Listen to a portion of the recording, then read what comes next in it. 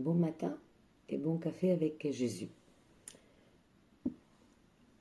Aujourd'hui, on reste toujours sur les psaumes, mais on passe au psaume 32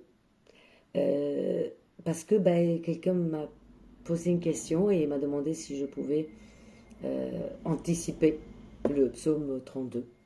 Oui, pourquoi pas. Il n'y a pas d'ordre chronologique ni littéraire dans la Bible.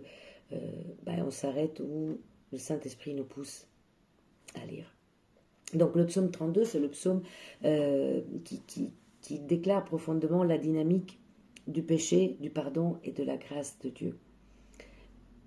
C'est le psaume qui nous explique comment nous remettre en grâce de Dieu après avoir péché.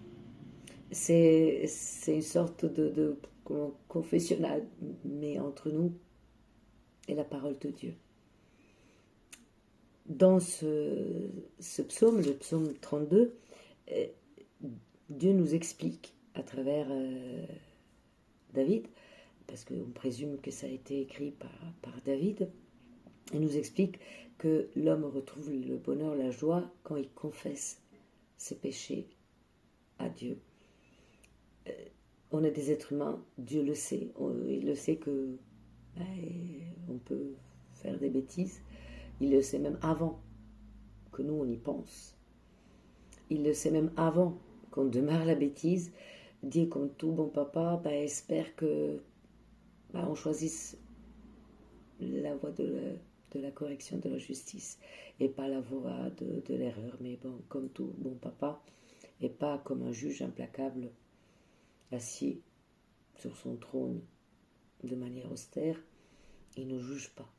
Dieu, il est là et il est prêt à accueillir notre cœur qui s'est repenti. Dieu nous demande ça, de lui avouer notre péché, de lui demander pardon, et il va nous reprendre dans ses bras, et on va pouvoir participer de la joie magnifique de son amour, comme à la fin du psaume, au verset 11, dit,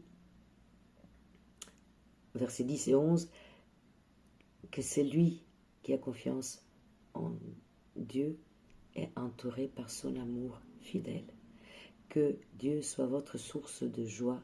Oui, exultez-vous les justes. Poussez des cris de joie, vous tous qui avez le cœur droit. Et avoir le cœur droit, ça veut pas dire qu'on n'a jamais péché. Dieu le sait, on est des êtres humains. On peut tomber en erreur, on peut tomber dans les pièges de l'ennemi. Donc on peut faire des, comme disent les enfants, faire des bêtises.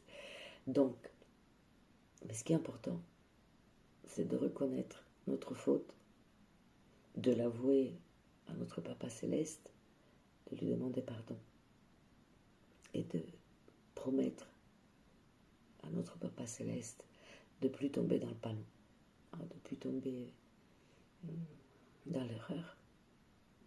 Mais après, Dieu est prêt à nous pardonner 70 fois 7.